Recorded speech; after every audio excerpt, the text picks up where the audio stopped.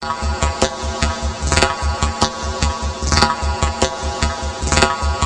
was the first one to be picked up, so they put me in a cell. They locked me in there in this degrading little outfit. Hey, I don't want anybody left. Violating the rules, I'm a simulation! I gotta go to a doctor, anything. Jesus Christ, I'm burning up inside, don't you know? I've never screamed so loud in my life. Never been so upset in my life. It was an experience of being out of control. I just fucking can't take it. Stanford University, Northern California, one of America's most prestigious academic institutions, and in 1971, the scene of one of the most notorious experiments in the history of psychology. I was interested in what happens if you put good people in an evil place.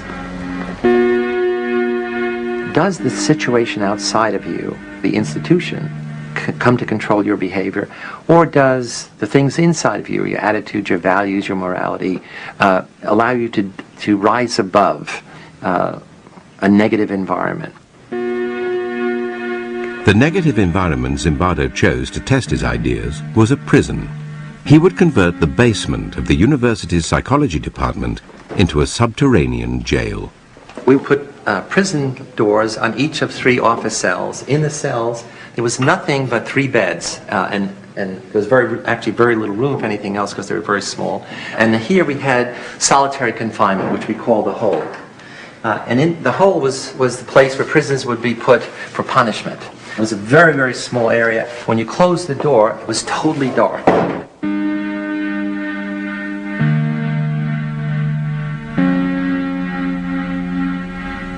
All the guards wore military uniforms, and we had them wear these silver reflecting sunglasses. And what it does is you can't see someone's eyes, and so that loses some of the humanness, the humanity. In general, we wanted to create a sense of power. That is, the guards as a category are people who have power over others, in this case, power over the prisoners. A decade earlier, psychologist Stanley Milgram had also looked at how we respond to authority. In order to understand how people were induced to obey unjust regimes and participate in atrocities such as the Holocaust, he set up an experiment. Volunteers were told they were taking part in scientific research to improve memory. Would you open those and tell me which of you is which, please? Teacher. Separated by a screen, the teacher would ask the learner questions in a word game and administer an electric shock when the answer was incorrect. He was told to increase the voltage with each wrong answer. Cloud. Horse. Rock. House. Answer. Wrong. 150 volts.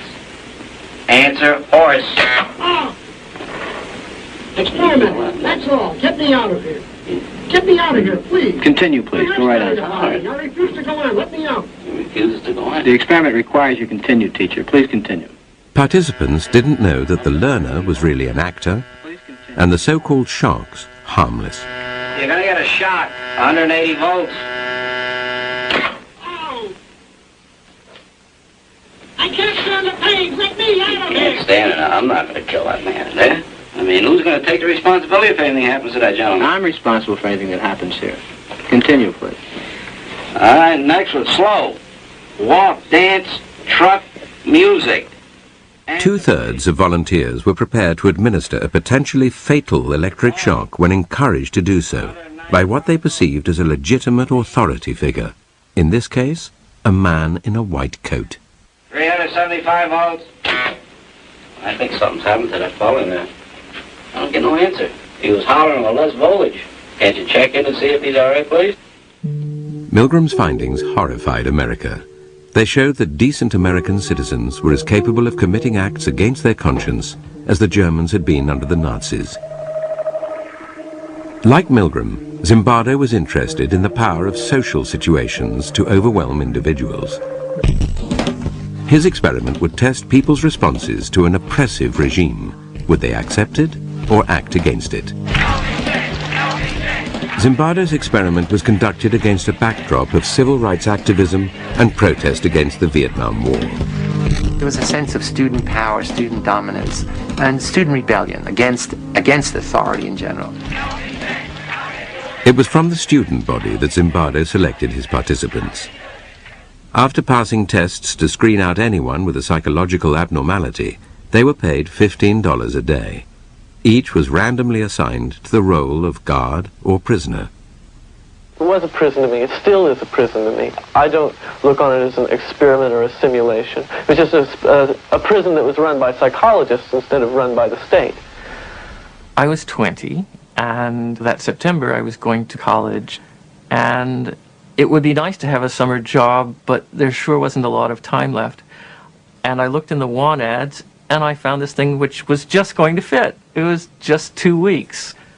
Once you put a uniform on and are given a job to keep these people in line, you really become that person. Once you put on that khaki uniform, you put on the glasses, you take the nightstick. I was on summer break from my first year in college, and I was looking for a job. Had to choose between that and making pizzas. That sounded like a lot more fun. As well as running the experiment, Zimbardo took on the role of prison superintendent. He began by briefing the guards.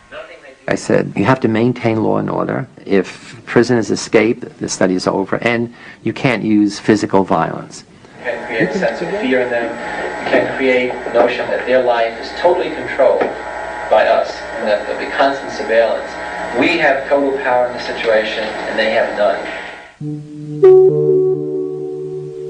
Prisoners were brought to the basement prison, blindfolded, to confuse them about their whereabouts. They were stripped and deloused.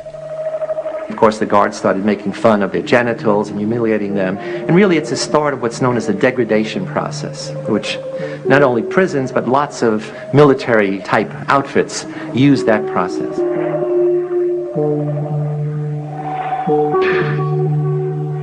When I first got here, even though I had to strip, when they would call me names, I still didn't feel at all like I was in the prison. I was just looking at it as a job. I recall sort of walking up and down the very short hallway, which was the prison hall, and looking in on the prisoners, and they're basically lounging around on their beds. I felt it was like a day in summer camp. The first day I said, this might be a very long, very boring experiment, because it's conceivable nothing will happen.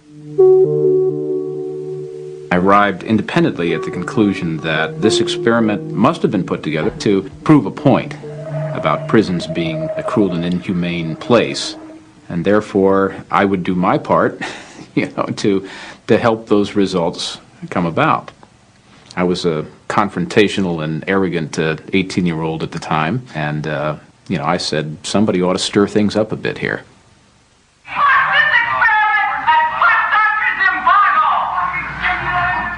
On the second morning, the prisoners had decided to stir things up as well. The guards found some of them had used their beds to barricade their cell. Prisoner 8612 was one of the ringleaders of the rebellion.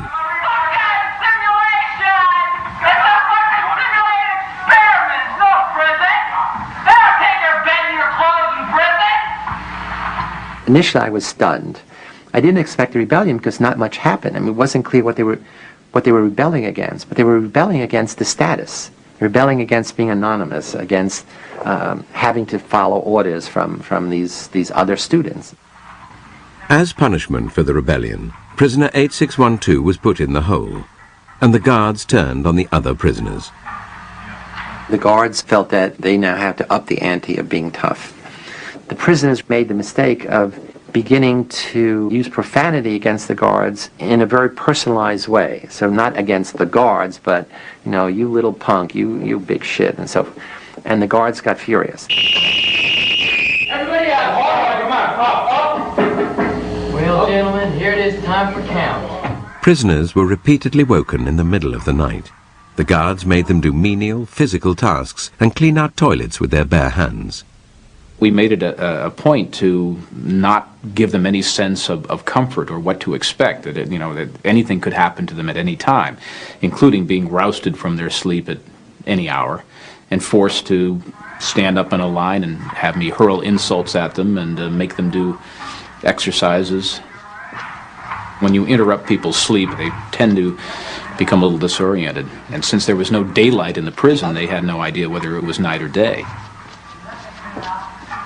I think that I was the instigator of this whole schedule of harassment. The harassment of the guards took its toll on rebellion leader 8612. He told Zimbardo he wanted to leave the experiment. Zimbardo responded not as a psychologist, but as a prison superintendent. I said, well, I can see to it the guards don't hassle you personally, and in return all I would like is some information from time to time about what the prisoners are doing. So essentially I'm saying I'd like you to be a snitch, an informer. And I said, think it over, and if you still want to leave, fine. Confused, prisoner 8612 returned to his cell and told the other prisoners that no one could leave.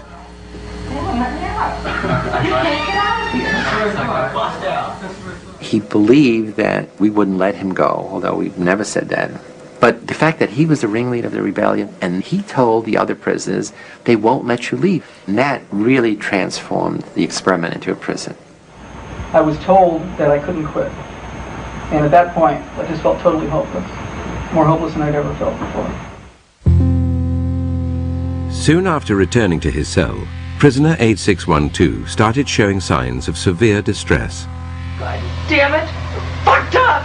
You don't know! I mean, God! I mean, Jesus Christ, I'm burning up inside, don't you know? I just fucking can't take it. He came up with a plan that if he acted crazy, we would have to release him. I'm so fucked up inside. I feel really fucked up inside. You don't know. I gotta go. To a doctor, anything. I can't say that. I'm fucked up. I don't know how to explain it. I'm all fucked up inside. Out! Now! It starts with make-believe, and then he's doing it and cursing and screaming and, whatever that little boundary is that he moved across. Not that he became really crazy, but he became, excessively disturbed. I mean, so much so that we immediately said we have to release him. As an experience, it was unique. I've never screamed so loud in my life. I've never been so upset in my life. And it was an experience of being out of control. The boundary between reality and make-believe was to become blurred even for Zimbardo. A rumor circulated that released prisoner 8612 would return with friends to liberate the remaining prisoners. I quickly convinced myself that, my most important function was, not to allow this prison liberation to occur. And what could I do to keep my prison going, not the experiment going? The prison was dismantled and the prisoners moved to another part of the building. Zimbardo waited in the empty corridor, preparing to tell 8612 and his friends that the study was over, when a colleague appeared and began asking questions about the scientific basis of the research. I'm trying to get rid of him. And then he says, what's the independent variable? I get furious because he doesn't understand that there's a riot about to take place, that this prison is about to erupt. I had totally lost this whole other identity of scientist, researcher, psychologist. The rumored jailbreak never materialized. The guards had dismantled the prison for nothing and had to rebuild it. They took their frustration out on the prisoners. They escalated again the level of control, the level of dominance, the level of humiliating behavior.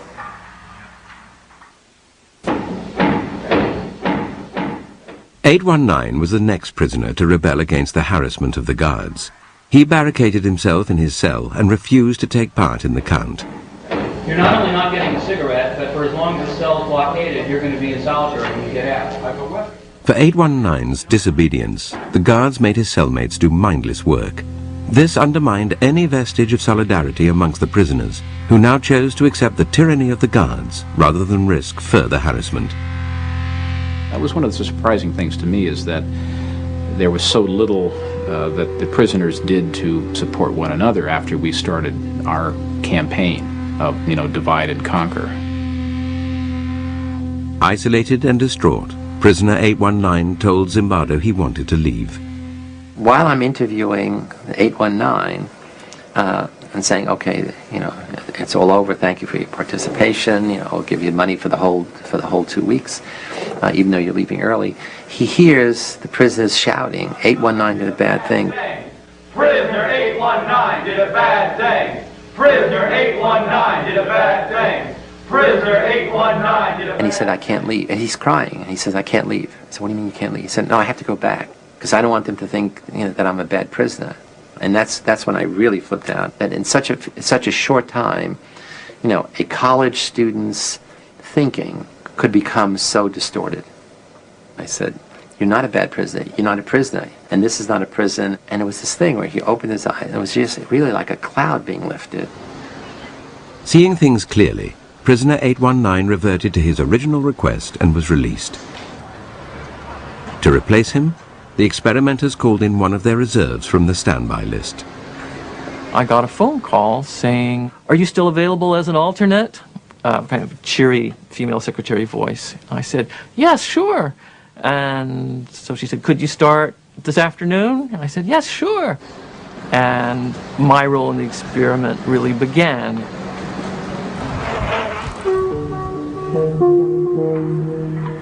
I was blindfolded and then stripped and supposedly deloused. He came into a madhouse, full blown. All of us had gradually acclimated to the increasing level of aggression, the increasing powerlessness of the prisoners, the increasing dominance of the guards. And he comes in and says, what's happening here to the other prisoners? And they said, yeah, you better not make trouble. It's really terrible. It's a real prison. And he says, I'm out of here. I don't want to. And they said, no, they're not, you can't leave. Once you're here, you're stuck. This is a real prison. 416, since you got your hands in the air, why don't you play Frankenstein? 293, you can be the bride of Frankenstein. You stand here. Prisoner 416 was soon subjected to the harassment of Dave Eshelman, nicknamed John Wayne because of his macho attitude. 416, I want you to walk over here like Frankenstein and say that you love 293. I made the decision that I would be as intimidating, as cold, as cruel as possible. I love you, 293. Get up close. Get up close. I love you, 293. I love you, 293. You smile, 293. You get down here and do 10 push-ups. 2, 3. I just watched a movie called Cool Hand Luke, and the mean, intimidating, Southern prison warden character in that film really was my inspiration for the role that I created for myself. Why is it you try to be obedient so much? It's my nature to be obedient, Mr. Reginald. You're a liar. You a stinking liar. He was creative in his evil. He would think up very ingenious ways to degrade, to demean the prisoners. What if I told you to get down on that floor and fuck the floor? What would you do then? One of the best guards was also on that shift, and instead of confronting this bad guard, the sadistic guard, essentially because he didn't want to see what was happening, he became the gopher. He would go out to get the food and things of this kind, and that left the John Wayne guard and another guard on that shift to be dominant. We were continually called upon to act in a way that just is contrary to what I really feel inside. Just continually giving out shit. It's just really one of the most oppressive things you can do. 416, while they do push-ups, you sing Amazing Grace. Ready? Down. Amazing Keep going. Grace. Keep doing push-ups on your own. The madness of the experiment started to affect prisoner 416. A wretch like me. Keep going. I began to feel that I was losing my identity until finally I wasn't Clay. I was 416. I was really my number. And 416 was going to have to decide what to do. Prisoner 416 decided to go on a hunger strike. They were pushing my limits, But here was a thing that I could do that could push their limits. After I had missed a couple of meals, I saw that this was not a matter of indifference to the guards. I was making headway. They were upset. I thought, how dare this newcomer come in and try to change everything that we had worked for the first 3 days to set up, and by God, he's going to suffer for that. Get in that closet then. Frustrated by his continued defiance, John Wayne threw prisoner 416 into the hole. After punishing the other prisoners for his disobedience, John Wayne encouraged them to vent their anger at 416 directly. Thank you, 416. Okay, 209. I'll try that myself. Thank you, 416. We would use our nightsticks to bang on the door, and we would kick the door so hard that, it must have, shaken him very seriously inside, scared the life out of him. He yelled at me and threatened me and actually sort of smashed a sausage into my face to try to get me to open up. But I didn't have any intention of eating until I was out. 416 should have been at some level a hero, because he's willing to oppose the authority of the system. In fact, the prisoners accept the guards' definition of him as a troublemaker. I remember some of them saying, would you eat, goddammit? We're sick and tired of this. And, that was proof that, there was no solidarity, there was no support between the prisoners. While 416 was still in the hole, John Wayne made a final attempt to break him by giving his fellow prisoners a choice. They could vote to release him by making a small sacrifice. You can give me the blankets and sleep on the bare mattress, or you can keep your blankets and 416 will stay in another day. Now what will it be? I'll keep my blankets. What will it be over here? I'll keep my blankets. How about 5486? I'll give you my blankets, Mr. Correctional Officer. You don't want his blanket. We got 3 in favor of keeping the blankets. We got 3 against 1. Keep your blankets. 416, you're going to be in there for a while. So just get used to it. The study showed that power corrupts, and how difficult it is for people who are the victims of abuse to stand up and defend themselves. Why doesn't anybody who is being abused by a spouse or something like that just say, stop it? And we realize now that that's not as easy as it sounds. By the end of the 5th day, 4 prisoners had broken down and been released. 416 was on the 2nd day of his hunger strike, and the experiment still had another 9 days to run. At this point, a fellow psychologist visited Zimbardo's basement prison and would witness the brutality of the experiment firsthand. The guards had lined up the prisoners to go to the toilet, had bags over their head, chains on their feet, and were marching by. And I looked up and I saw this circus, this parade, and I said, hey, Chris, look at that. I looked up and I just began to feel sick to my stomach. I had this just chilling, sickening feeling of watching this. And I just, I just turned away. And I just let loose in this emotional tirade. I just lost it. I was angry, scared. I was in tears. And I'm furious. I'm saying, you're supposed to, we had a big argument. You're supposed to be a psychologist. This is this interesting dynamic behavior in such a few days. But I'm going through this whole thing, the power of the situation. She says, no, it's that young boys are suffering and you are responsible. You're letting it happen. I said, oh my God, of course you're right. The next day, Zimbardo ended the experiment. Studies like his stimulated heated debate about the ethics of using human subjects. Clearly, young men suffered, verbally, physically. Prisoners felt shame in their role, guards felt guilt. So in that sense, it's unethical. That is, nobody has the right, the power, the privilege to do that to other people. In the wake of experiments like Zimbardo's and Milgram's, ethical guidelines changed, introducing greater safeguards to protect participants. In the Stanford experiment, Zimbardo might have spared his volunteers distress had he not taken on a dual role in the study. If I was going to be the prison superintendent, I should have had a colleague who was overseeing the experiment, who was in a position to stop it at any point, or I should have been the principal investigator and get somebody who was going to be the prison superintendent. I realized that was a big mistake, to play both those roles and be shifting back and forth. After the experiment, Zimbardo brought all the participants together to talk about their experiences. John Wayne would now come face to face with the hunger striker he had tormented. I was a little worried. I said, oh my God, he's really going to come down on me hard now, now that we're on equal footing. It harms me. How did it harm you? How does it harm you? Just to think about it, you mean that people can be like that? Yeah. It let me in on some knowledge that I've never experienced firsthand. Because I know what you can turn into. I know what you're willing to do. When I look back on it now, I behaved appallingly. It was just horrid to look at. I think I tried to explain to him at the time that, what you experienced and what you hated so much was a role that I was playing, that that's not me at all. I love you, Jordan. He was trying to dissociate himself from what he had done. That did make me angry.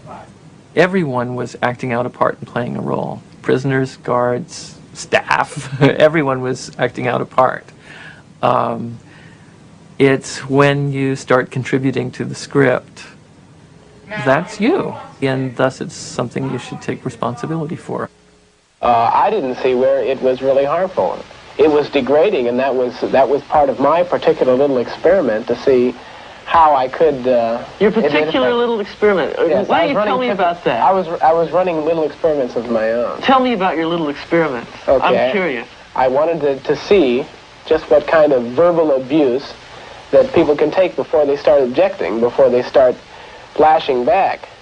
If I have any regret right now, it's that, I made that decision, because it would have been interesting to see what would have happened had I not decided to force things. It could be that I only accelerated them, that the same things would have happened, but we'll never know. If the extreme nature of Dave Eshelman's behavior tested the prisoners, it also presented the other guards with a choice, to intervene or not. It surprised me that no one said anything to stop me. They just accepted what I said, and no one questioned my authority at all. And it really shocked me. Why didn't people, when I started to abuse people so much, I started to get so profane that, and still people didn't say anything. There were a few guards who hated to see the prisoners suffer. They never did anything which would be demeaning of the prisoners. The interesting thing is, none of the good guards ever intervened in the behavior of the guards who gradually became more and more sadistic over time. We like to think there is this core of human nature that good people can't do bad things, and that good people will dominate over bad situations.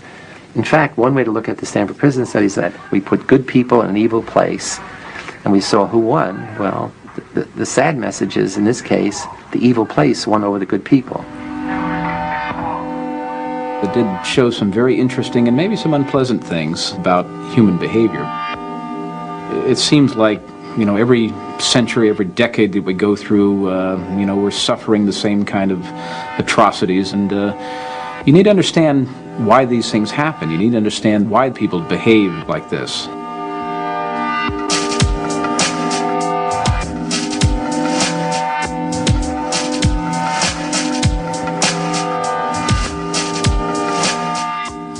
There's a similar experiment starting this Tuesday night on BBC Two. Details coming up next.